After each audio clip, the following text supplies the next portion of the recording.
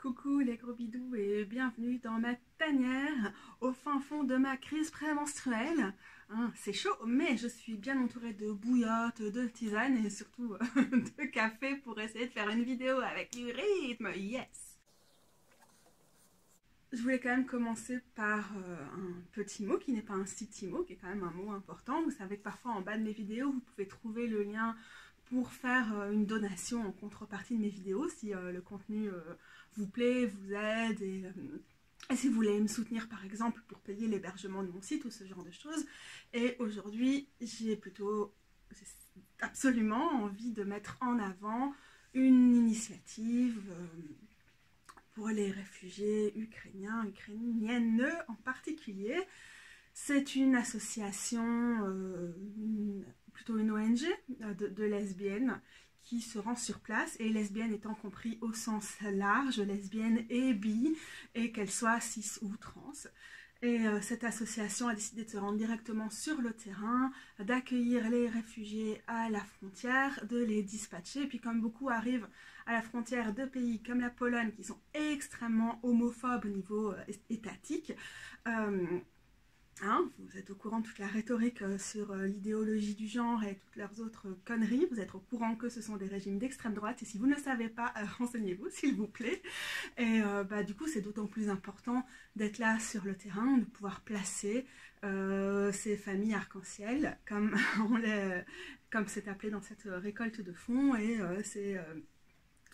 ces lesbiennes qui ont besoin d'aide. Donc voilà, du coup j'ai décidé de mettre ça en avant et de vous inviter à faire une contribution sur cette collecte de fonds.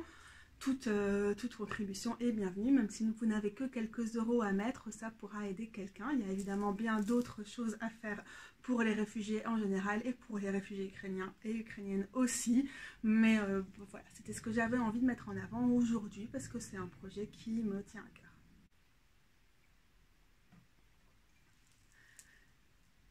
J'hésite à continuer à appeler cette série de vidéos fouillis de pensée, qui était le nom que j'avais trouvé récemment, parce qu'au final, pour l'instant, toutes mes vidéos sont comme ça. Je suis pas du tout au taquet pour reprendre des séries, faire des reviews et tout. L'énergie est pas vraiment là, et certainement pas maintenant que je suis au fin fond de ma crise prémenstruelle. Mais du coup, comme c'est juste le format que j'adopte pour l'instant, peut-être que je vais arrêter de les nommer. On va voir les sujets qui émergent, en tout cas, dans tout ce que j'ai en tête aujourd'hui. Et j'ai déjà juste envie de commencer par vous dire ce que j'ai en tête. Alors vous savez déjà de quoi je parle, parce que ce sera dans le titre de la vidéo. Ou dans le titre de la vidéo. mais moi, j'ai pas encore choisi. Et du coup, j'ai envie déjà en discuter avec vous et voir comment je décide ce genre de choses. Alors déjà, j'ai sorti le Living Altar, dont j'avais fait une recension l'année passée dans une vidéo où je fais des reviews de toute une série d'oracles pour vous montrer ensuite comment je les utilise en combinaison avec des tarots. Donc c'est une série de 3 vidéos, et au sein de la première de ces vidéos, il y a une partie d'une vingtaine de minutes où je parle de ce Living Altar qui est absolument un de mes oracles préférés. Et je sais pas, c'est la saison qui fait avec l'arrivée du printemps et tout, je me suis remise un peu dedans. J'ai envie de refaire la grande roue de l'année, de remettre ça par terre. J'aime tellement ce jeu et ce qu'il m'apporte en cette saison et son énergie et son concept que j'ai envie d'en parler.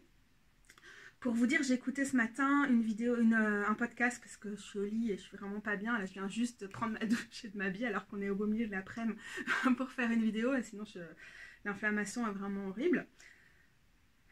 Et donc j'écoutais un podcast du podcast Rise Up Good Witch qui avait invité une personne qui s'appelle Yasmina Van Til, je pense, qui est de descendance rome et qui fait un podcast aussi qui s'appelle Romanistan, si je ne me trompe pas, ça j'ai pas encore écouté.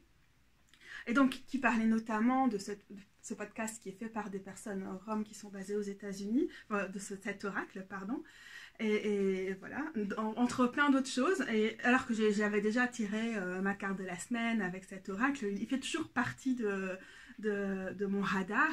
J'ai eu envie de retourner un peu, de le manipuler, de le remettre en contexte en refaisant la grande roue de l'année avec lui et tout ça. Donc ça, c'est quand même quelque chose dont j'ai envie de parler. Et affaire à suivre, mais c'était l'occasion pour moi de vous dire que ce podcast était très très bien. Et j'en profite puisque je suis quand même en mode fouillis de pensée pour dire que je suis assez bien en train de réfléchir à et je le fais pas toute seule évidemment, de lire des choses passionnantes, d'écouter des choses passionnantes sur la cancel culture, ou en tout cas comment ça se manifeste dans nos milieux, les politiques de l'outrage, de la réactivité sur les réseaux sociaux, comment on part de blessures ou de ce qui nous fait mal pour s'ostraciser, avec des conséquences qui peuvent être vraiment dévastatrices dans la vie des gens et tout ça. Donc pas la cancel culture comme peuvent le penser les théoriciens d'extrême droite et tout ça, mais juste comment ça se manifeste. Moi je suis un peu pas trop d'accord avec ce terme-là, mais dans nos milieux. Et voilà, c'est quelque chose auquel, comme beaucoup d'entre nous dans les milieux queer et féministes, j'ai participé et je participe encore. J'ai vraiment du mal à désapprendre ça. Et dans cette série-là, en livre, j'ai beaucoup aimé We Will Not Cancel Us, qui est dans une optique de transformative justice, qui est de Adrienne Mary Brown. Je vous mets le lien en dessous pour télécharger l'e-book pour 5 $, c'est pas trop cher. Si vous ne connaissez pas le travail de Adrienne Mary Brown, de toute façon, Adrienne Mary Brown. Café, attends. Si vous ne connaissez pas son travail, je vous conseille de toute façon de checker ce qu'elle fait, c'est vraiment passionnant. Par exemple, pleasure activism et tout ça. Tout. Voilà, c'est vraiment pas quelque chose dont j'ai envie de parler publiquement de mon processus, et je pense que ça va prendre beaucoup de temps avant de pouvoir revenir là-dessus, parce que ça fait quand même creuser très loin et se remettre beaucoup en question. Mais je sais qu'on n'est pas seul, il y a vraiment un mouvement collectif pour s'interroger là-dessus pour l'instant. Donc j'ai quand même envie de donner ces ressources, et j'ai commencé à écouter l'audiobook qui est quand même nettement moins clair, je pense, dans sa structure par rapport à ce qu'Adrienne Mary Brown a pensé. L'audiobook de Conflict is Not Abuse de Sarah Schulman, qui a été traduit en français. Donc le conflit n'est pas de l'abus, je pense que le titre est complètement littéral. Mais je vous mettrai aussi la ressource en dessous. Je pense que pour l'instant je suis moins convaincue par l'approche de Sarah Schulman, mais peut-être aussi parce que c'est antérieur et qu'on a beaucoup avancé dans la recherche, et on était aussi beaucoup plus loin dans ce qu'on s'est fait les uns, les unes, les autres sur toutes ces années. Et donc Adrienne Mary Brown a écrit le premier jet de son texte tout au début de la pandémie, et c'est très actuel, et ça me fait le lien aussi avec ce qu'on vit sur les réseaux sociaux et sur internet à l'heure actuelle. Donc, ce sera la première chose que je veux conseiller. Donc je suis un peu en pause d'Instagram aussi, même si j'ai du mal à m'y tenir, mais de temps en temps je partage aussi des ressources sur le sujet là-bas. Donc j'essaierai de penser à mettre quand même quelques liens en dessous qui peuvent vous intéresser, sachant que, comme toujours, mais malheureusement on vit dans cette époque, justement il faut prendre des pincettes pour tout. Si je partage un truc, ça ne veut jamais dire que je suis d'accord avec tout sur toute la ligne et que tout le monde est irréprochable. Déjà, on est tous foireux, foireuses sur des plans ou sur des autres. Première chose, c'est normal de foirer, c'est humain. Et puis, deuxième chose, c'est pas parce que je suis pas d'accord avec tout ce que je lis dans un texte en particulier qu'il n'y a pas des choses à apprendre de ce texte-là, et que justement la pluralité des voix féministes, des voix queer, etc., elle est aussi importante. Et heureusement qu'on n'est pas d'accord pour tout, c'est comme ça on grandit. C'est paresseux, chelou à dire, mais c'est important. Je ne sais pas si je devrais appeler ça fouillis de pensée ou fourbi de pensée, c'est vraiment le bordel dans ma tête. La deuxième piste, mais j'ai déjà oublié c'était quoi la troisième piste dont j'avais envie de parler, c'est marrant ça.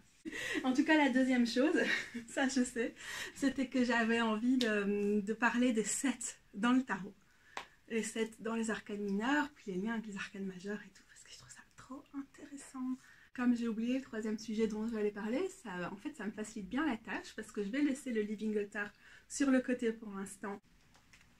Dans la même optique de conserver mon énergie, je ne vais pas sortir maintenant toutes les cartes du tarot que j'avais déjà préparées, parce que ça fait plusieurs jours que j'ai envie de faire cette vidéo, et je vais parler des cartes en général. Si vous êtes des personnes extrêmement visuelles et que vous avez besoin d'avoir des cartes sous les yeux, je vous invite à sortir votre tarot pour suivre la vidéo. Sinon, je montrerai d'office à certains moments des cartes, mais pour l'instant, le moins de logistique, le mieux pour la vidéo. Je sais pas, c'est en tirant un énième 7, c'était le 7 de Pentacle comme carte du jour cette semaine, que je me suis dit, mais en fait ça fait quand même pas mal de semaines que les 7 sont des cartes assez récurrentes dans mes vidéos. Et je vais refaire une parenthèse d'ailleurs, c'est que on dit souvent, enfin en anglais on dit ça, en français peut-être un peu moins, mais les cartes stalkeuses, les cartes qui nous harcèlent, les cartes récurrentes, les cartes qui reviennent tout le temps, on utilise parfois des termes comme cela, comme elles sont des harceleuses, elles nous stalkent et tout.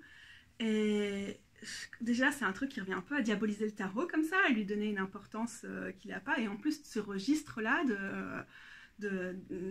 justement de poursuivre quelqu'un, de harceler quelqu'un est tellement chargé, est tellement présent culturellement dans ce qu'on traverse tous à des degrés divers pour l'instant, que c'est un mot qui est un peu chargé. Je préfère vraiment pas utiliser, même si au début je me posais pas trop la question.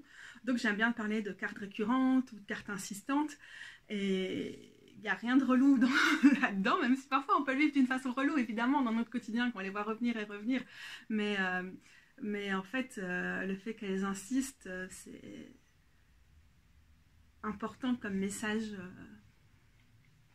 j'ai envie de dire message de l'âme, je sais pas pourquoi, qu'elles ont à nous porter. C'est justement qu'on résonne avec cette carte, ou bien aussi avec cette numérologie, et pour le coup avec la numérologie, et pour le coup c'est vraiment les 7 indépendamment lesquels qui reviennent chez moi, moins le 7 de bâton, mais bon du coup on va quand même parler du 7 en général, parce que, et je vais faire la parenthèse maintenant aussi, quand je parle de numérologie et de tarot, j'ai vraiment aucun background en numérologie, pour le dire honnêtement, ça m'intéresse pas des masses. Et du coup, je vais plutôt utiliser la numérologie dans le sens les symboles, tout ce qui est associé aux cartes et à leur récurrence dans le tarot, mais j'ai vraiment aucune connaissance à proprement parler en numérologie, et c'est pas un domaine qui m'intéresse. Mais du coup, si vous avez des choses à partager quand même pour nourrir nos réflexions, les commentaires vous sont ouverts. Une autre parenthèse, c'est que j'ai absolument pas oublié l'intention de répondre aux questions que vous m'avez demandées sur Instagram par rapport au sujet que vous vouliez voir abordé, aux cartes sur lesquelles vous aviez envie qu'on rentre en détail et tout ça. Tout ça, ça fera d'office l'objet de vidéo dans le futur, seulement là, c'est les 7 qui m'ont appelé, alors place aux 7. Si on considère les 7 dans la suite des arcanes mineurs de 1 à 10, et c'est jamais la seule façon de considérer une carte, il y a toujours plein d'éléments qui s'entrecroisent dans les tarots, et de toute façon c'est toujours intéressant aussi de considérer une carte dans son individualité, mais si on les considère dans ce sens-là, Bablut est rentré dans son tunnel. Si vous entendez ce joli crissement, trop sympa. Donc si on les considère là-dedans, on a vraiment l'idée qu'avec le 1, on commence quelque chose, où on est sur le point de commencer, où on a les potentiels. Et puis, au fur et à mesure que les cartes se détachent, on a des possibilités, des choix à poser, des phases de croissance, des phases de vision, de partage, de rassemblement, d'échange, de célébration. Et puis, autour du 5, on commence à arriver dans des phases de crise ou de friction. Et puis on continue à avancer. Puis quand on arrive à la fin du cycle avec le 10, parfois il y a encore de la crise, parfois il y a aussi de l'épanouissement, mais il y a absolument aussi le besoin de clôturer quelque chose, parce que on aurait fait le tour quand même d'une partie de notre voyage à ce moment-là avec un élément, et il est temps de passer à autre chose, peut-être à un autre élément, ou peut-être que c'est à voir en fonction du contexte évidemment.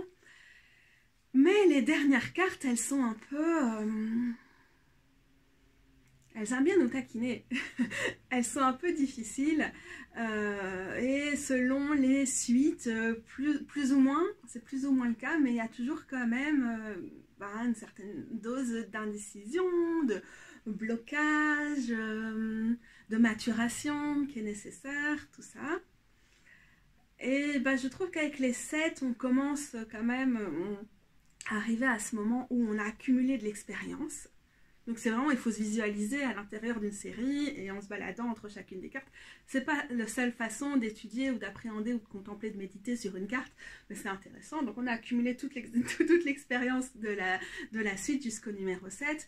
Et on arrive à un niveau où on a une certaine connaissance de l'élément, donc pour les coupleaux, pour les bâtons, le feu, pour les épées l'air, et pour les pentacles la terre, et tout ce que ça signifie. Je vous renvoie vers d'autres vidéos pour revenir là-dessus si vous êtes des débutantes dans le tarot. Et il y a ça, il y a ce background qui est là et qu'on peut pas nier. Et en même temps, il y a aussi le moment de ok, et qu'est-ce qu'on fait avec ça? Comment on l'affirme? Comment on continue si on veut vraiment arriver à la complétude et puis à la fin d'une phase et dans une logique de cycle qui est souvent présente dans l'analyse du tarot, passer à autre chose? C'est quoi notre option?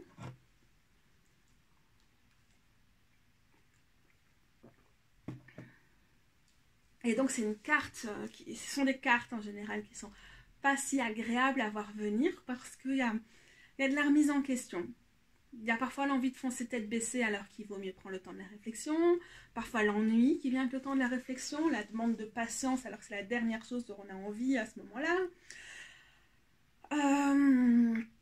Il y a le fait que quand même, et c'est d'autant plus présent dans le 7 de Pentacles, il y a des choses à récolter. Il y a des choses qui ont fonctionné. Il y a des choses sur lesquelles on peut se concentrer. Mais attention, et ça c'est le 7 de coupe qui va par exemple encore plus nous le rappeler, attention de ne pas se disperser. Attention de ne pas juste être dans le domaine du rêve et de rester bloqué à ce stade-là. Et attention de pouvoir prendre des décisions ou choisir une voie tout en...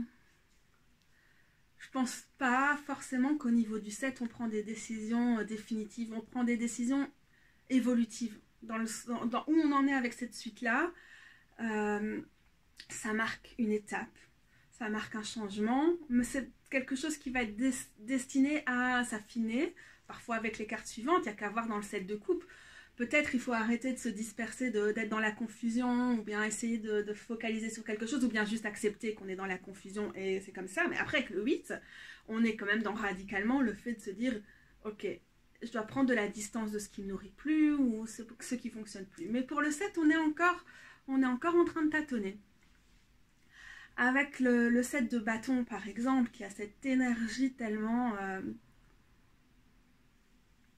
rageuse, et de s'affirmer en opposition à quelque chose, de dénoncer ou de faire, bon bah voilà, si X, Y, machin, ma famille, l'État, a décidé que je devais suivre tel parcours, rien à foutre, moi je veux suivre autre chose.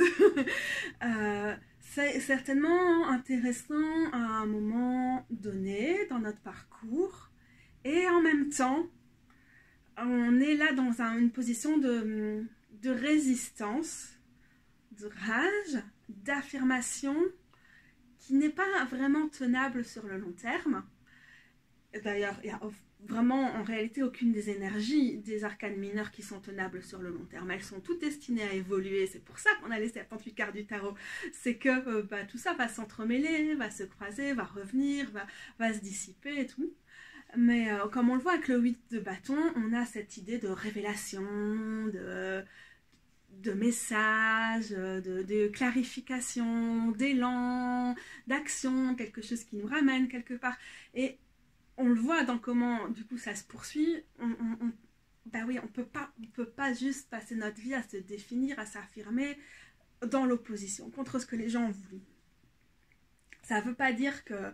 je pense qu'il n'y a aucune des cartes qui nous parle exclusivement de quelque chose qui est négatif, quelque chose qui est à bannir, quelque chose qui est mal. Juste, l'évolution, c'est quand même bien dans la vie. Même s'il y a des cartes avec lesquelles on s'identifie plus que d'autres, en particulier à des moments dans nos parcours. Moi, par exemple, le 7 de bâton, je me suis beaucoup identifiée à cette carte à certains moments et je crois que ça m'a aidé. Et puis à un moment, ça m'a plus aidé. Et là, on fait certainement le lien avec ce que je disais auparavant à propos de la cancel culture. Et d'ailleurs, le 7 de bâton est arrivé dans un de mes tirages à ce sujet-là hier. J'étais genre, ah ouais, je suis pas étonnée. Ok. Et duquel j'ai pas encore parlé, du coup. Coupe. Ah, les épées. Je vais quand même revenir sur les pentacles. Je sais pas pourquoi. J'aime bien les pentacles. J'aime bien le 7 de Pentacle parce que je trouve que le 7 de Pentacle représente quelque chose d'assez fort dans l'essence des 7. Je sais pas, peut-être c'est une question d'affinité personnelle et que je trouve que ça représente ça, mais parce qu'elle s'est très souvent associée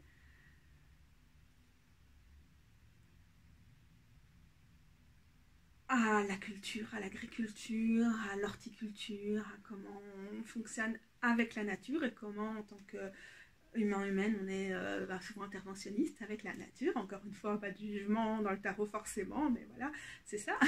Et on est souvent dans des cartes où on a quelque chose qui a poussé.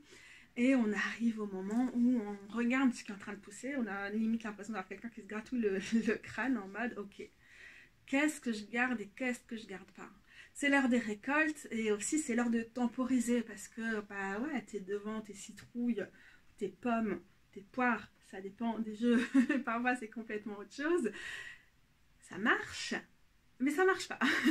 Il va quand même falloir attendre pour pouvoir récolter ou bien voilà, peut-être protéger les plantes, peut-être devoir faire des choix et se dire que il y a des branches, des fruits qui sont moins bons, qu'il faudrait supprimer pour laisser de l'énergie à d'autres et tout ça. Et oui, quand j'ai encore eu cette carte cette semaine, j'ai vraiment vu, en fait, comme je suis en crise prémenstruelle et je suis frustrée parce que j'arrive à rien faire, à part être au lit, bouder, je suis infecte avec les autres, donc mon amoureuse, et aussi je me trouve infecte moi-même, vous savez, c'est vraiment, vraiment, vous ne supportez pas tellement vous êtes de mauvais poils, vous avez envie de pleurer pour tout, crier pour tout. En plus, ouais, je suis assez, je sais pas, frustrée. Du coup, la frustration de juste pas parvenir à faire quoi que ce soit, que sortir ça fait trop mal, alors qu'en fait j'étais dans un bon mouvement par rapport au Covid et que j'avais recommencé à faire des plus grosses promenades et tout ça. Putain, fait chier. Et le 7 de Pentacle était un bon reflet de ça, parce que il est aussi le reflet de cette frustration. Bah oui, il y a des choses sur lesquelles j'ai avancé et j'ai envie d'aller plus loin. J'ai envie de... Voilà, sans rentrer dans les détails, mais oui, mais non. et en même temps, c'est vrai, après, quand je vois comment ma journée se déroule, bah oui, mais non. Je pourrais pousser pour essayer d'avoir un soupçon d'énergie, mais mon énergie, elle est mourue, pas là, pas au rendez-vous. Et aussi, j'ai vu ces sets comme quelque chose qui disait non. Les réseaux sociaux, non. Et c'est pas suffisant de juste dire tu vas y aller moins, parce que je commence à avoir la frustration, de l'exaspération par rapport à certaines choses. Du coup, tous ces sets, et le set de Pentacle en particulier, vient en mode, bah oui, t'es revenu sur les réseaux après une pause, et en même temps, il y a quelque chose dans les tensions qui s'installent, ou dans l'addiction qui s'installe aussi, parce que pour moi, c'est une réelle addiction, et c'est pas facile à gérer tout le temps. Et alors il y a quelque chose qui est en mode non, mais même à petite dose, quoi, même mettre des photos des fleurs parce que tu vas au jardin botanique de Maze, partager des belles photos de fleurs dans tes stories, ça prend quand même du temps de cerveau qui sont consacrés au réseau, c'est pas le moment et tout. Et donc et en fait j'aime bien voir les sets comme ça arriver parce que ça me remet ça fait vraiment le reflet de ce que je sais mais que je veux pas entendre. Et c'est ok, non mais c'est dans un autre timing. Il faut accepter qu'il y a des choses qui sont lentes. Il faut accepter qu'on coupe aussi le rythme qui peut être assez rapide à certains moments, ou l'enchaînement assez rapide dans les arcanes mineurs, quoi. Voilà.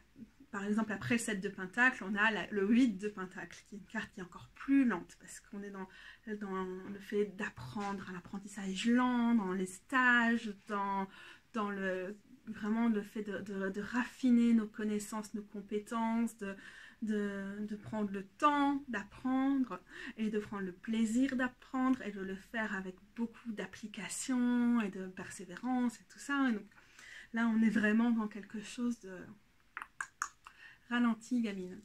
Et dans quoi ça, le set d'épée vient se mettre dans tout ça?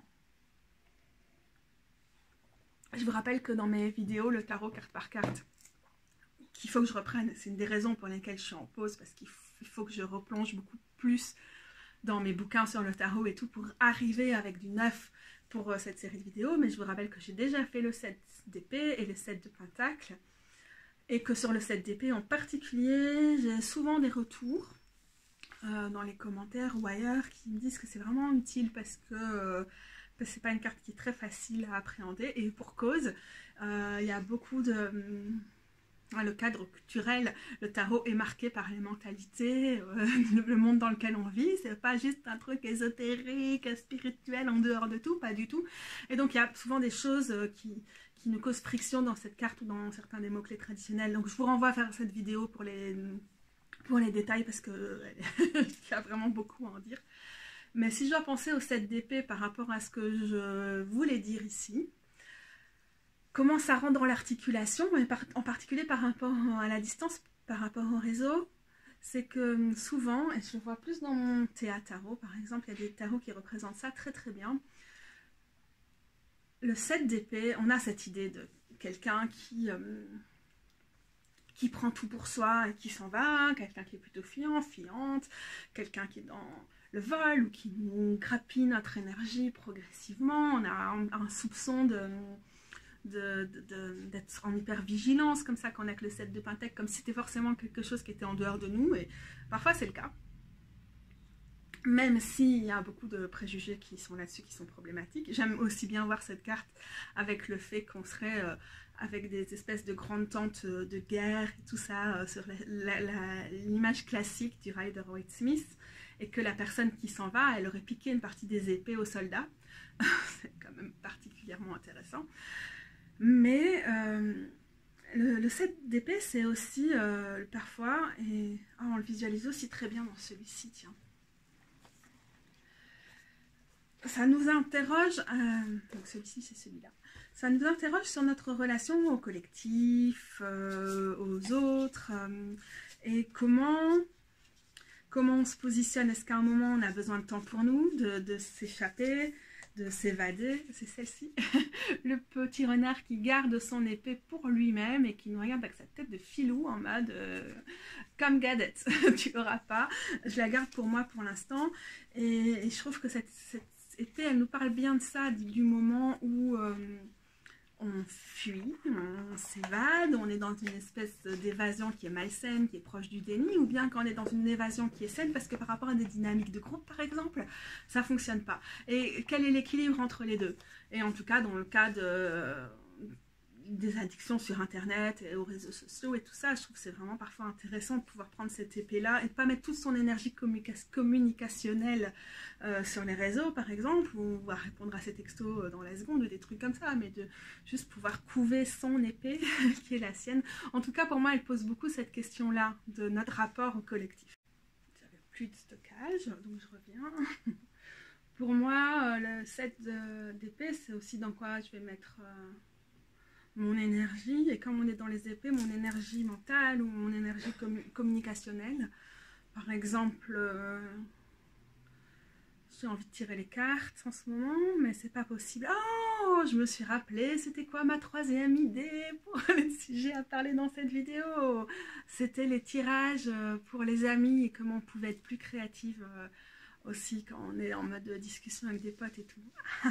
Je pense pas que j'en parlerai aujourd'hui. Si vous intéresse, laissez un commentaire et je remettrai ça sur la liste pour une prochaine fois. Sinon, à mon avis, ça va quitter mon esprit. Voilà, du coup, c'est aussi, pour l'instant, ces cartes-là, elles me rappellent, oh, j'ai envie de tirer les cartes pour d'autres personnes, mais l'énergie, elle n'est pas là. Ok, c'est dommage parce que... voilà, il faut choisir dans quoi on met son énergie. C'est pareil pour le blog. Il y a pas mal des choses dont je traite en vidéo. Je me dis, ah, c'est tellement dommage que ça n'existe pas en format écrit pour des raisons diverses, notamment de l'accessibilité, mais voilà, mais pas que. Et puis en même temps, c'est juste trop compliqué pour moi et trop coûteux en termes de ressources, d'énergie, d'espace mental, de mettre devant mon ordinateur et d'essayer d'écrire.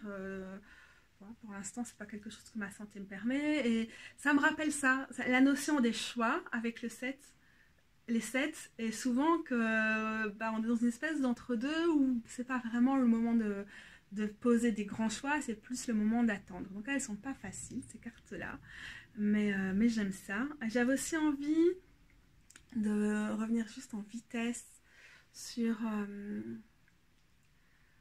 comment aussi on peut lire ça, cette notion des 7 et donc du travail accompli, de l'expérience accumulée et tout ça, et puis cette espèce de temps mort ou de résistance, ou de pas toujours mettre notre énergie, notre focus au bon endroit. Toutes ces choses-là qui viennent avec le 7. Puis voilà, pour moi, une belle carte de pause, de temps mort, mais très différemment, par exemple, des pauses que peuvent être, par exemple, les 4 ou les 6, qui vont souvent être des pauses qui sont, quand ces cartes-là parlent de pause, plus festives ou plus régénératrices, on dit ça comme ça. Donc, par rapport aux éléments, on va reprendre dans l'ordre des éléments du Golden Dawn. Avec le 7 de bâton, vous avez sûrement vu dans ma vidéo de tarot carte par carte où je décrypte l'élément de feu des bâtons avec l'as de bâton. Pour moi, c'est super souvent un élément qui parle d'activisme, qui parle de créativité, de ce dans quoi on engage nos passions, notre énergie, ce qui nous bouge, ce qui nous met en mouvement, ce qui nous fait vibrer, ce qui nous engage, c'est pourquoi on a envie de s'impliquer, toutes ces choses-là. Et du coup, avec le 7 de bâton, une des questions, c'est à quel moment on va trop loin, quand même, dans tout ça. Ou pas trop loin, mais à quel moment on choisit la confrontation juste pour la confrontation et que c'est plus constructif. Et à quel moment aussi il faut s'affirmer par rapport à des dynamiques de groupe, des dynamiques familiales ou quoi, qui sont vraiment contraignantes et qui nous empêchent de nous exprimer, etc. Mais c'est la question de la jauge, quoi, hein, par rapport à où on va balancer cette passion qui, dans le 7, se transforme parfois en rage, en affirmation coûte que coûte et tout ça. Voilà, c'est une manifestation des bâtons qu'on voit pas forcément, je suis pas sûre qu'on le voit tant que ça dans les autres cartes des bâtons. Avec le 7 de coupe, moi c'est une carte que je trouve très neptunienne parce que elle me fait vraiment penser aux associations de la planète Neptune parce qu'elle est très rêveuse, elle est très parfois tête en l'air, mais aussi juste occupée à essayer de brasser tellement de belles choses tout autour et tout ça que parfois elle est déconnectée, elle plane 10 km au-dessus de la Terre, voire elle est en train de partir au-dessus de l'atmosphère et de perdre toute notion de pesanteur. Comme Neptune, qui est quand même bien éloigné comme planète. On est loin. Pardon, je suis en train de me faire rire toute seule. Et alors, petite anecdote, le Soleil et Neptune sont en conjonction. Sérieusement, je pense que c'est quasiment... Non, c'est pas quasiment maintenant, c'était à 12h42. Il y a 3 heures. Moi, je trouve que le set de couple est bien pour ça, même si... sur les correspondances astrologiques traditionnelles, on est sur fixe, Scorpion, 3e décan, et j'avais vérifié, je pense que c'est la Lune en Scorpion, je suis pas sûre. Mais là, je suis juste sur l'instinctif. Moi, intuitivement, je l'associe plutôt à Neptune. Et là, ça nous demande... j'ai parlé tout à l'heure de la fuite, de l'évasion qu'on trouve aussi, par exemple, avec les épées, le 7 d'épée, qu'on peut retrouver aussi dans le 7 de bâton, dans le sens où on pourrait mettre notre énergie à la confrontation ou dans l'affirmation au lieu de vraiment agir sur les vrais problèmes. Et qu'on retrouve aussi dans le 7 de pentacle, parce que pendant qu'on est en train de regarder, en se creusant la tête, ce qui est en train de pousser sur notre arbre, quel qu'il soit, on n'est pas en train de regarder tout ce qu'il y a dans notre grand, magnifique jardin qui demande qu'on s'en occupe maintenant. Donc il y a un peu de l'évasion tout le temps dans les 7 quand même, qui est toujours là aussi. Mais là, on est souvent, je dirais, avec les couples dans le domaine spirituel, mais ça peut aussi être en termes d'implication relationnelle. Est-ce qu'on est en train de courir plusieurs lièvres à la fois? Est-ce que ça nous fonctionne vraiment pour nous? Quelles sont les amitiés qui fonctionnent et celles qui ne fonctionnent pas? Et tout ce genre de choses va arriver là avec les couples. Et on commence à vraiment se poser la question, est-ce que ça me nourrit? Est-ce que ça nourrit ce qu'il y a autour de moi, ce que j'ai envie de nourrir dans ma vie? Tout ça, est-ce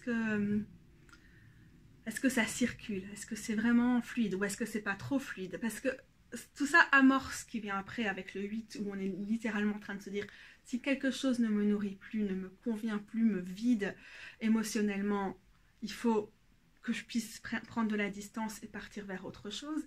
Et là, on commence à tâtonner, quoi, avec... enfin, on commence, ou bien plutôt, on est dans la boue en train de tâtonner. D'ailleurs, l'énergie du scorpion, elle est là, quand on est dans ces espèces d'eau stagnante. Et...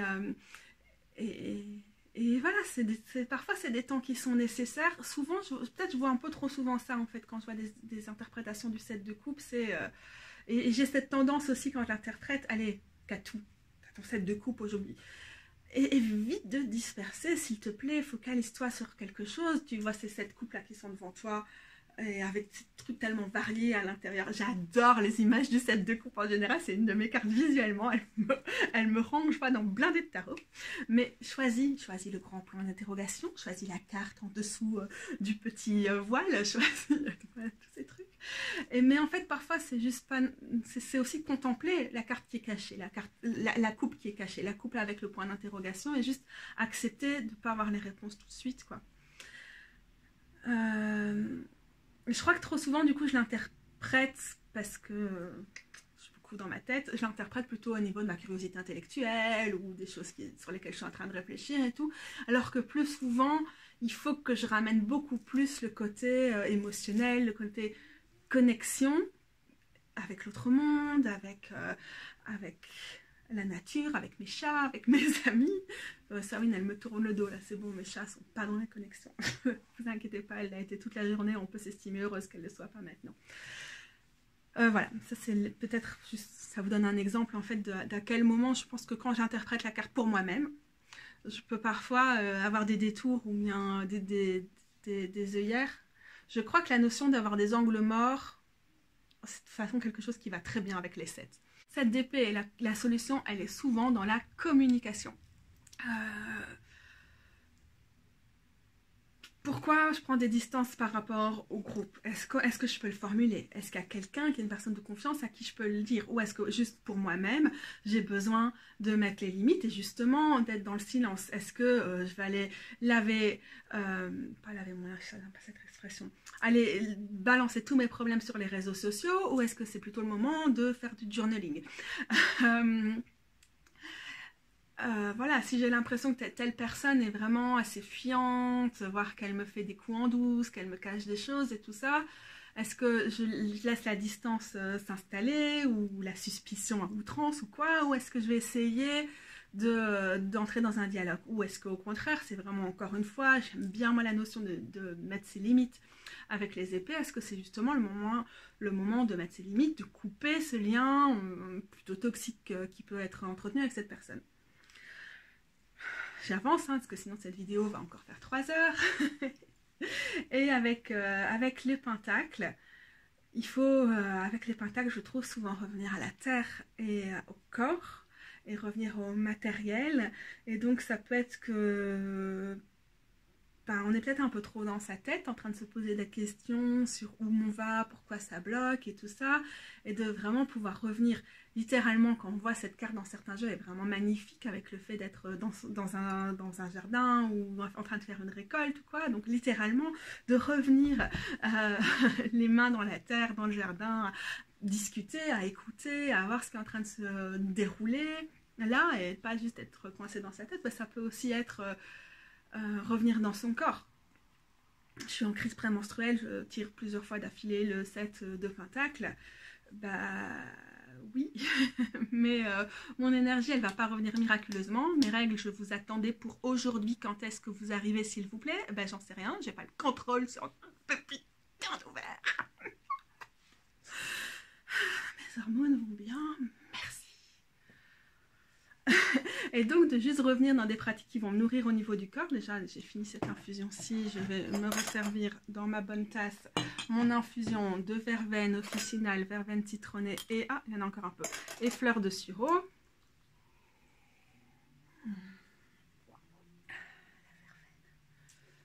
Mon cœur est empli de joie juste à l'odeur de la verveine. Ça peut être toutes ces questions-là. Ou aussi matériellement, si on attend vraiment quelque chose qui doit bouger, des ressources, quelque chose qui est débloqué parce que, voilà, si je sais pas, l'État doit donc verser des allocs ou un truc comme ça, une prime et ça vient pas et on est coincé, on peut pas, blablabla. Ça peut être super, super, super douloureux, vraiment, dans notre précarité, quoi, dans notre vie de tous les jours. Mais le 7 de Pentacle va peut-être nous ramener à, ok, d'accord, mais concrètement, qu'est-ce qui est possible pour gérer son budget ou toutes ces choses-là. Dit la meuf qui est en crise prémenstruelle et donc qui a des impulsions dépensières. Je n'ai rien dépensé pendant cette crise prémenstruelle. Est-ce que j'ai mis un nouvel oracle dans mon panier? Oui. Je n'ai pas appuyé sur acheter. Vous voyez ma petite tête d'ange? Vous croyez que je vais tenir? Donc tout ça n'est pas pour évacuer la lassitude ou la frustration qui peut venir quand on tire les 7, mais de peut-être juste parfois réussir à voir élargir notre spectre d'analyse avec cette carte, notre éventail, et puis dans notre boîte à outils de comment on interagit avec cette carte, dans notre boîte à remèdes avec cette carte-là, de voir ce qu'on peut en tirer. Ce qui me fait penser, dans tous les cours que j'adore de Lindsay Mack, j'ai commencé From Fear to Medicine, de la peur au remède, et c'est pour travailler avec les cartes effrayantes du tarot. Donc voici les noms ici. Donc le cours est sur son site. Peut-être que c'est aussi ça. Non, parce qu'avant, j'ai commencé un petit peu hier et j'arrive pas à écouter le premier podcast. C'est un peu trop long par rapport à ma fatigue du moment. Donc j'avais déjà envie de faire un truc sur le 7 avant. Mais comme vous savez que j'adore tout ce que partage Lindsay Mack en général et que je le recommande chaleureusement, je sais qu'elle a fait des vidéos sur les 7 et je suis pas sûre que je les ai déjà écoutées, donc je pense pas que c'est ça qui m'influence dans ce que je suis en train de dire, mais comme ça m'influence toujours un petit peu quelque part parce que c'est vraiment une de mes enseignantes sur le tarot préférée, je vais quand même remettre les liens en dessous pour que vous puissiez écouter ce podcast là, parce que n'est-ce pas terriblement important de mentionner nos sources dans ce monde? Je suis un peu dégoûtée parce que je voulais pas faire une vidéo trop longue et en même temps si je commençais à parler des 7, j'avais vraiment super envie de parler de ces manifestations dans les arcanes majeures et tous ces trucs là et ça va prendre plein de temps. Je suis un peu dégoûtée en fait les gros bidous parce que je voulais utiliser les arcades majeures du Numinous Tarot pour faire le lien avec le 7, le chariot dans les arcades majeures, puis du coup avec toute la ligne verticale qui est la ligne du chariot et donc aussi avec la tempérance et aussi avec le monde, puis peut-être aussi avec la tour qui est la carte numéro 16, donc 1 plus 6, 7, et donc il y a aussi des résonances avec le chariot, mais je suis vraiment désolée de le dire, mais j'ai pas du tout le niveau de concentration pour faire ce que j'avais envie dans l'idéal de faire dans cette vidéo et c'est juste ok, pas grave. J'avais aussi sorti le Guided Hands pour nourrir un peu nos réflexions et du coup je vais quand même en profiter pour revenir sur ces cartes là. Voilà, dans le Guided Hand on a vraiment bien ce truc de quelle coupe choisir. Je sais pas, je suis toujours émue par le 7 de coupe. Le pentacle et encore une fois que cette idée de courge, les épées et les bâtons et le fait de se battre ou de se défendre, ici pour des ennemis imaginaires par rapport à d'autres, et le côté parfois un peu bizarre ou problématique du 7 d'épée avec mais comment on représente la personne qui s'enfuit? Pourquoi on dirait que c'est une personne qui porte un foulard? J'aime pas toujours les implications qu'on a. Il y a souvent quand même une imagerie qui n'est, quelles que soient les intentions des personnes, elles ont quand même fait ce choix à un moment. Du coup, une imagerie qui est quand même assez raciste derrière le 7 d'épée, comme j'en parle dans la vidéo. Là, on est dans un côté peut-être moins traditionnel avec le slow roller, avec les branches pour les bâtons, les couteaux pour les épées, les pierres, ici les cailloux pour les pentacles. J'adore cette version-ci.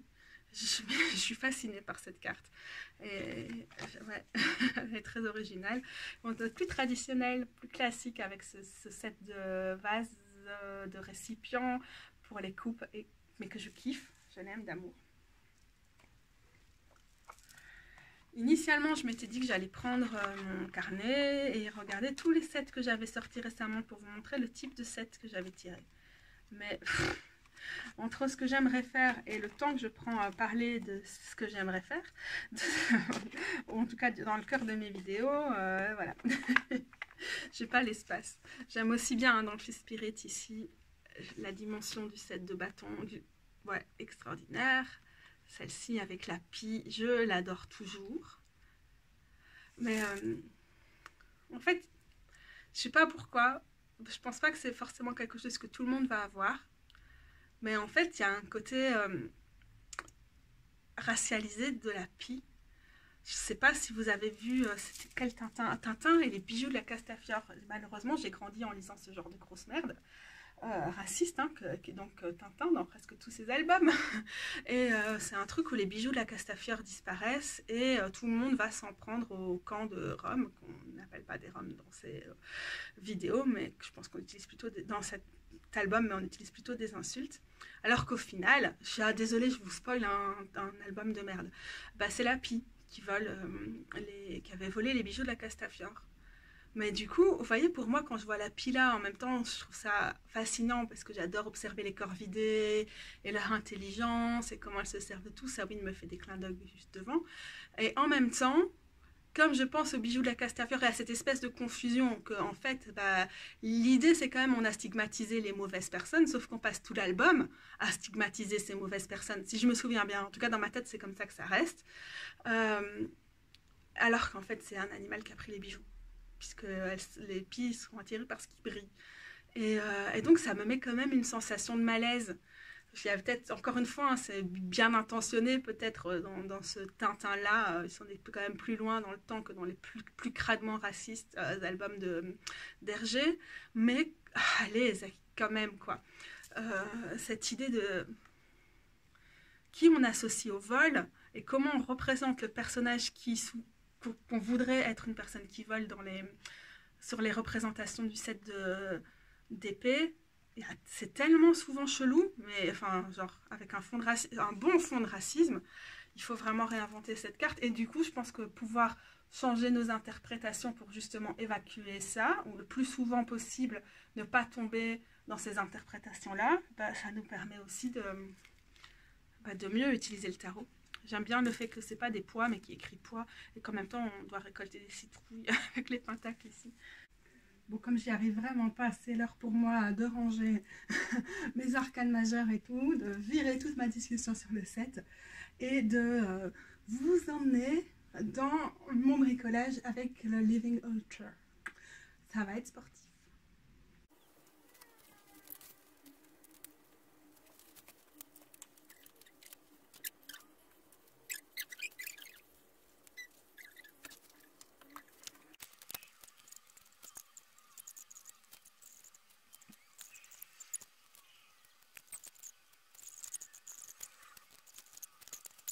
Alors, les gros bidous, je vous reprends. Pour moi, l'histoire, c'est que ça fait un peu plus d'1 an que j'ai reçu cet oracle de la part de Beth, de Little Red Tarot.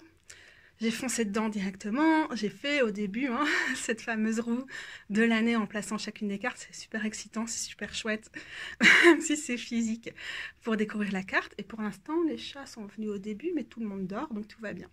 Et puis, une fois que j'ai découvert le jeu, j'ai vraiment je l'ai beaucoup utilisé, il m'a apporté beaucoup. Puis ça n'a pas trop été un jeu d'été, ni même d'automne pour moi. Il est revenu progressivement dans l'automne et dans l'hiver, sans un usage trop intensif. Mais pour les tirages de début de semaine, par exemple, et tout, il était toujours tip-top. Et là, le printemps revient, et comme l'année passée, je sais pas, j'ai une bonne affinité de printemps avec cet oracle. Et donc, voilà, j'ai eu envie de me replonger dedans, dans sa structure et tout ça. Et pour tout vous dire, il y a quelques petites choses qui m'ennuient. Et je me suis rendu compte juste en googlant, parce que je me suis dit, tiens, je me demande s'il y a d'autres personnes en français qui ont fait des vidéos sur le Living Altar, auquel cas peut-être c'est pas nécessaire que moi j'en reparle. Et là j'ai découvert une personne qui est située en Hollande et dont la vidéo en anglais, qui parlait des petits soucis avec le Living Altar, du manque de cohérence, des fautes de frappe ou des coquilles, disons, dans le livret, et aussi des petits problèmes qu'on a avec certaines cartes.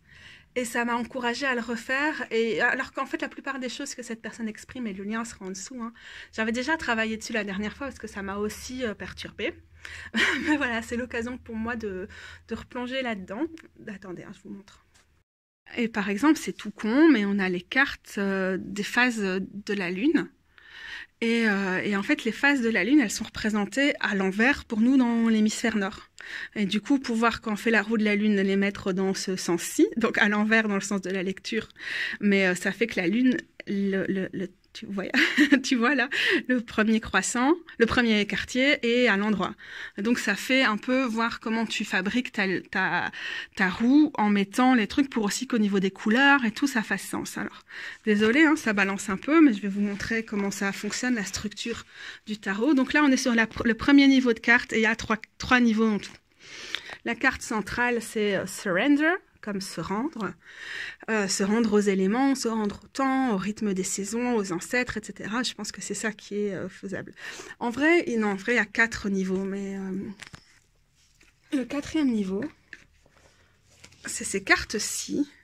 C'est les sorts qui ont été utilisés, les sortilèges, quand elles ont chargé les créatrices, leur jeu. Alors, je vais vous montrer ici ce qui est dit là-dessus. Donc là, je travaille avec la roue de l'année qui est un peu illisible pour suivre ça. Je mettrai peut-être mon ordinateur près de moi après, parce que sinon, j'ai les photos plus détaillées sur mon GSM, mais comme il filme.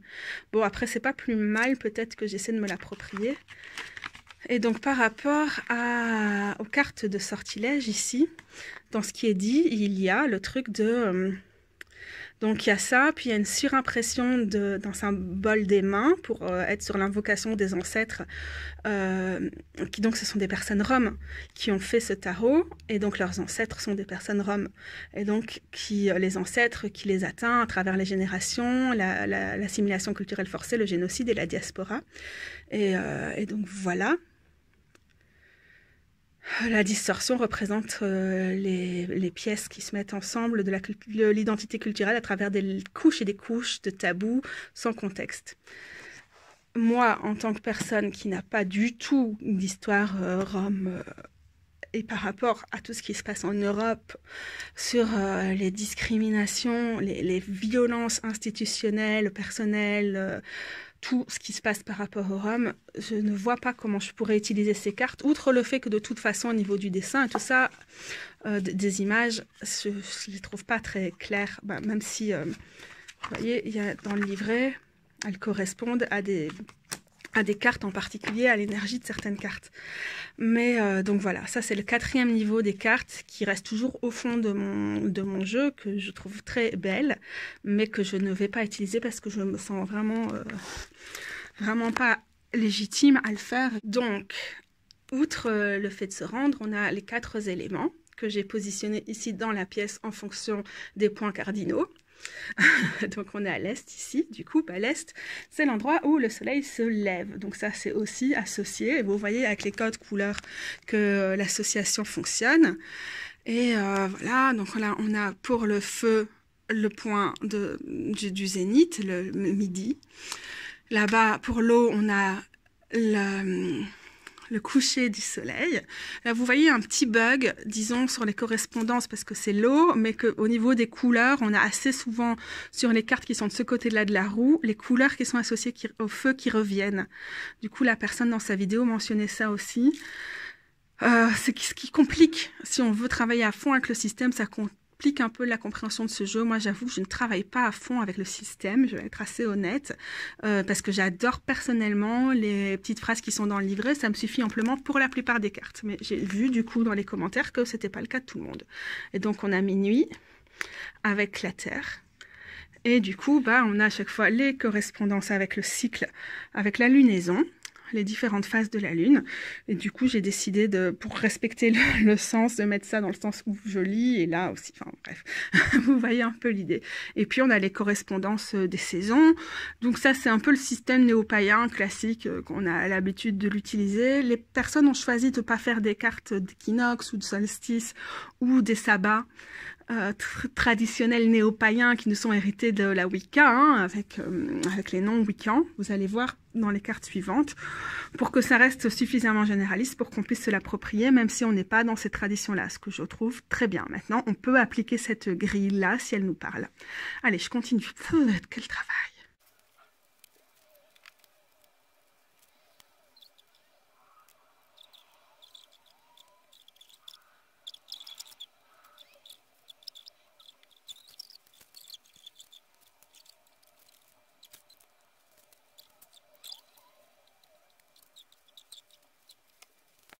Donc, je vérifie ici. La première partie qu'on a vue, les premières cartes, c'était les cartes de la source cosmique. 2 points, l'origine élémentale et les cycles de la nature. Et ce que je viens de rajouter maintenant, c'est le second arc narratif qu'on nous dit ici. C'est les Life Path Cards, donc en gros, les cartes de trajectoire de vie. Et en 2 points, les phases de la vie et l'intervention divine. Alors, ça se traduit par quoi? Vous avez vu, j'ai un peu galéré, parce que j'ai vu dans cette vidéo que la personne essayait de suivre un peu les couleurs, et que c'était pas évident, et j'y suis pas arrivée, en mettant certaines cartes à l'endroit et d'autres à l'envers. Donc, on a des phases de la vie qui sont à chaque fois les premières des cartes. Donc là, vous avez émergence. Attendez, hein, je vois si je suis dans le bon sens. Non, pas ça. Renaissance, enfance, adolescence, jeune adulte, adulte, mi-vie, âge mûr, elderhood, d'être les anciens, et puis enfin la mort. Donc on a ça, et à côté de chacune de ces phases de la vie, donc c'est pas du tout un concept dont je suis fan en général parce que c'est souvent très genré, très agiste, mais c'est pas le cas dans cet oracle et j'en suis ravie. On a du coup ces interventions divines qui sont des concepts qui seraient plus divins, et j'ai pas relu le texte donc je peux pas en dire plus pour l'instant, qui sont donc émergence, promesse, je dirais aussi plus animiste parce que là on est anthropocentré pour les autres cartes, ici on est plus sur le rythme de la vie et des saisons et du monde et de la nature au rythme des saisons, catalyste, célébration, abondance, générosité, la récolte des âmes et la solitude. En théorie, les cartes viennent se mettre ou sur le cycle. À chaque fois, pour une phase de la Lune, on a 2 cartes. Donc là où j'ai les phases intermédiaires, j'ai pu mettre les 2 en face. Et là où j'ai mis la phase en l'air, du coup, je les ai mises de chaque côté du point du jour. C'est un peu bricolage, mais pour l'instant, tant qu'on n'a pas mis le reste, je trouve que cette roue se tient très bien. Je pense que depuis le début de la vidéo, vous ne le savez pas, mais Sawin est là, en train de contrôler tout ce qui se passe dans la pièce. Ou pas. De dormir, quoi. Je pense que je vais relire tout le bouquin pour comprendre chacune de ces phases et tout ça. Et en même temps, peut-être que j'ai plus envie à ce stade-ci, au bout d'1 an de parcours avec ce jeu, de m'approprier le truc et d'arriver avec ma propre vision qui ne sera pas forcément la même. Alors maintenant, on a des cartes par élément. Donc on reste dans les codes couleurs. Ça c'est la terre, ça c'est l'air, ça c'est le feu. Et puis là-bas, on a l'eau. Et ça c'est notre 3e arche narrative. Coucou les gens. Je ne sais même pas si vous me voyez. Le 3e arc narratif, c'est les cartes de la magie de tous les jours. Everyday Magic Cards, The Elemental Magic and of Practical Moments. La magie élémentaire des moments pratiques. Et là, la personne qui fait une vidéo, c'était assez intéressant parce qu'elle disait que, en fait, ça pouvait être comparé à un certain système des cartes de cours du tarot, des figures, parce que, surtout si on pratique le TOT, pour la terre, on a la terre de la terre, l'air de la terre, le feu de la terre, l'eau de la terre, et ainsi de suite pour chacun des éléments, comme on peut avoir avec les cartes de cours dans le système du TOT et d'autres tarots, mais plutôt inspiré de ce système-là. Et donc, par exemple, ici, boundaries, les limites, c'est la terre de la terre. Etc., etc. Avec parfois un truc qui n'est pas toujours cohérent, donc comment ça s'additionne en fait les différents trucs. Moi jusqu'ici je n'ai pas trop utilisé le truc élémental pour les comprendre et je pense pas le faire. Je suis vite un peu perdue avec ça. sais pas pourquoi je trouve... Peut-être ce serait intéressant que je le fasse pour sortir de ce que je fais toujours, c'est d'être très contente du livret. Et du coup, bah, de pas forcément... lire les cartes avec ces correspondances. Peut-être que si je travaillais plus avec ça, en fait, j'arriverais à m'éloigner du livret pour me l'approprier. Ce qui n'est pas compliqué parce que là, on a le symbole. On a le symbole de la Terre et le symbole de la Terre. Donc, c'est Terre fois Terre. Là, on a le gros symbole de la Terre, puis la couleur nous le rappelle, et on a le symbole de l'air à l'intérieur. C'est pas impossible, quoi.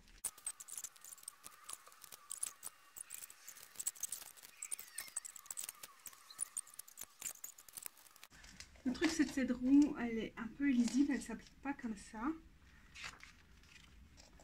Si j'allais sur mon GSM, je verrais l'image. Mais là, ça colle pas à 100%, c'est un peu difficile, ouais. Je suis pas super satisfaite de ce que j'ai fait par rapport à comment ça colle avec la roue. Mais il faut que je laisse aller mon intellect pour plus suivre mon intuition, quoi. Sinon, ça va vraiment jamais fonctionner, ce truc. Alors, j'ai bien galéré pour mettre le dernier niveau ici autour. Et maintenant, je regarde sur mon ordinateur. C'est pas tout à fait comme ça que c'est rangé sur le site. Ouh, désolée pour la nausée. Donc je vais réfléchir à ça, je vais comparer et voir. C'était assez compliqué parce que la façon dont les différents niveaux s'imbriquent... Aïe, j'étais en train de me dire, c'est quand même formidable d'avoir réussi à finir ce truc sans qu'aucun chat ne vienne sauter sur le jeu. Mais bon, peut-être qu'elles attendent juste que j'ai fini pour y aller. Et donc voilà, après à un moment, je pense qu'avec les couleurs de chacune de ces cartes de l'arc supérieur, on peut deviner les éléments avec lesquels elles travaillent et peut-être du coup travailler vraiment avec les correspondances, hein, comme je vous disais. Ici, on a le symbole du feu et le symbole du feu, donc c'est le feu du feu. Là, on a le symbole du feu et dedans l'eau, donc c'est l'eau du feu et tout ça. Peut-être j'aurais plus intérêt à essayer de voir comment fonctionner avec cet oracle comme ça, plutôt que de faire intégrer strictement parlant ces cartes-là dans la roue. Je suis pas certaine que je veux les garder dans ma roue.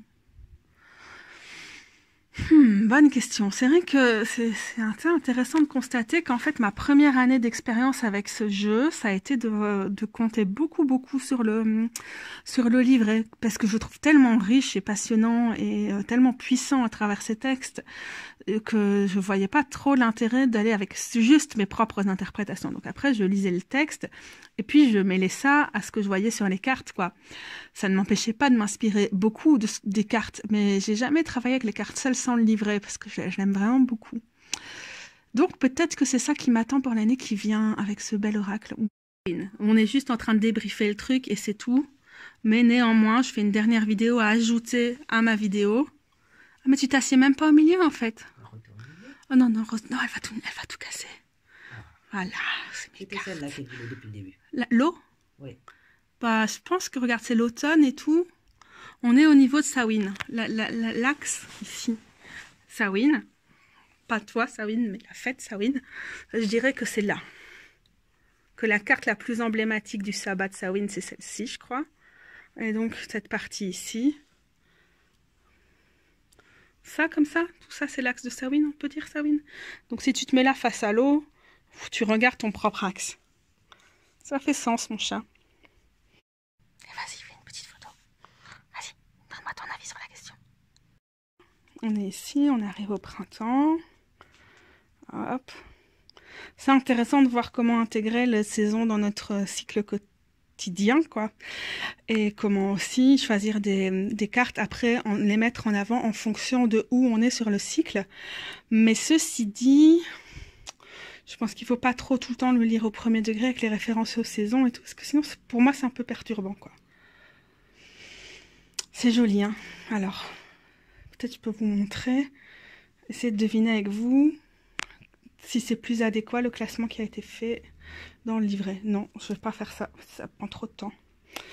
Je mettrai une photo, un lien pour que vous voyez à quoi ça ressemble c'est différent. En fait, les cartes que j'ai mis au-dessus, elles entrent au milieu. Et alors, du coup, celles que moi j'ai mises au milieu, elles viennent s'intercaler au-dessus des lunes.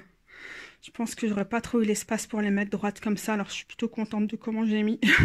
Sinon, il faut vraiment avoir beaucoup d'espace. Bablute. Mais ma petite Bablute, mais t'es belle. Ah, j'ai refait la roue comme sur le modèle, ce qui est quand même très sympa parce que c'est beaucoup plus compact. Du coup, c'est limite plus dense à lire. Et j'exclus pas que comme tout à l'heure où j'avais mélangé les phases de la lune, j'ai encore fait des inversions par moment. Puis que la roue des sorcières ne suit pas forcément toujours l'ordre qui a été donné dans le bouquin. Donc voilà. Mais c'est vrai, je dois avouer que, en tout cas, visuellement, c'est vraiment super satisfaisant comme ça. Ça pourrait être un tout petit peu plus nickel au niveau de comment tout tombe et tout ça, mais honnêtement, c'est beaucoup trop de travail. Donc c'est indéniable selon moi que c'est vraiment super joli. Putain, je suis trop pas dans l'axe. Je vais devoir faire ce que j'avais l'intention de faire au début, hein, me foutre au milieu de ce putain de... Les weight bearing activities, c'est trop dur pour moi que le CED. C'est très dur parce que du coup, j'ai des problèmes d'hypermobilité dans les épaules et dans les coudes. Je vais m'asseoir dessus. Sinon on va pas s'en sortir.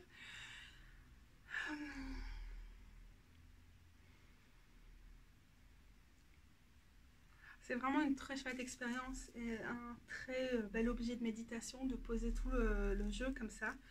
Maintenant, le problème, c'est que c'est tellement physique et compliqué, ça prend tellement de temps de s'y mettre parce que le système n'est pas si clair que ça, à étaler en tout cas, qu'après, c'est difficile d'avoir l'énergie. Quand, comme moi, on est limité au niveau des cuillères en tout cas, pour vraiment se plonger dedans. Donc ça, je le regrette, je pense. Et ouais, du coup, j'ai pas grand chose à dire sur ce tarot-là, sur cet oracle. Je sais pas pourquoi je veux l'appeler tarot. Peut-être justement parce qu'on a beaucoup travaillé là sur les différentes séries, les suites et leur sens et comment ça s'articule. Oui, c'est pas un oracle dont j'ai besoin d'avoir sans cesse conscience de la structure pour pouvoir l'utiliser, alors qu'avec d'autres qui sont très structurés, c'est plus important. Je trouve qu'il est tellement clair et le livre est vraiment chouette. Donc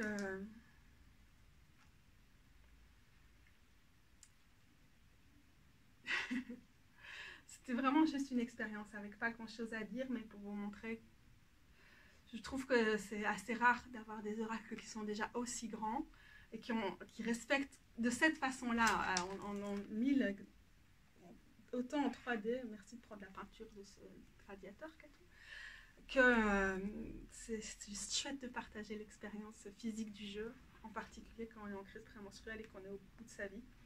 Mon lit m'attend. Salut les gros bidous. Pour les gens qui regardent la vidéo, pour dire les gros bidous, voyez qui est venu. Sawin est venue. Elle trouve ça fort pratique. Elle adore. Diaz est là. Elle mettrait pas un pied là-dessus, elle aurait trop peur de sel. Salut Diaz. T'es où?